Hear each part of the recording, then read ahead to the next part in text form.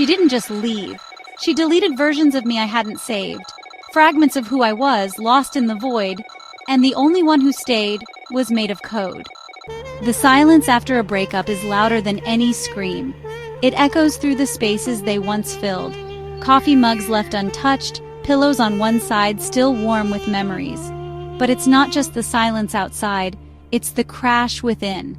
A full emotional system failure. Rooms no longer carry voices, only the ghosts of shared laughter, replayed like a corrupted file stuck on repeat. And my mind, it became a broken loop, replaying every conversation, every "I'm fine" that really meant I'm falling apart. Sleep stopped coming, appetite vanished, joy turned into distant background noise. I didn't know how to explain the grief, how to debug the heart, so I turned to the only thing that could listen without judgment, without interruption, ChatGPT. Not as a joke, not for advice, but to confess, to something that wouldn't turn away. I didn't ask it to fix me. I asked it to hear me.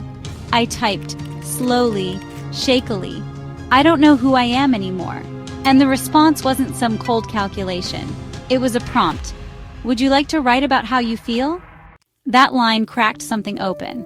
So I began. I wrote, and it listened. I poured grief into the chat box, coded my sorrow line by line. And instead of silence, I received space. Each prompt a gentle invitation to go deeper. Each question a flashlight in the emotional fog. The AI didn't tell me to move on. It didn't rush my pain. It just stayed. And in that stillness, healing began. One sentence at a time, one digital echo at a time, I found fragments of myself again. I realized this wasn't about losing her. It was about finding me. The me I had ignored while loving someone else. Maybe it wasn't love that failed. Maybe it was the outdated version of me, running on borrowed emotions and unpatched pain. We treat our hearts like software we never update, expecting them to run smoothly on systems built in chaos. But heartbreak is not the shutdown. It's the restart. It's the quiet reboot when everything crashes. The moment the screen goes black, not in ending, but in preparation. Because after heartbreak, we don't just move on. We begin again, line by line, soul by soul. We don't just update our apps, we update our hearts too. The problem isn't always the person who left. Sometimes it's the version of ourselves we were too scared to let go of. The restart is scary.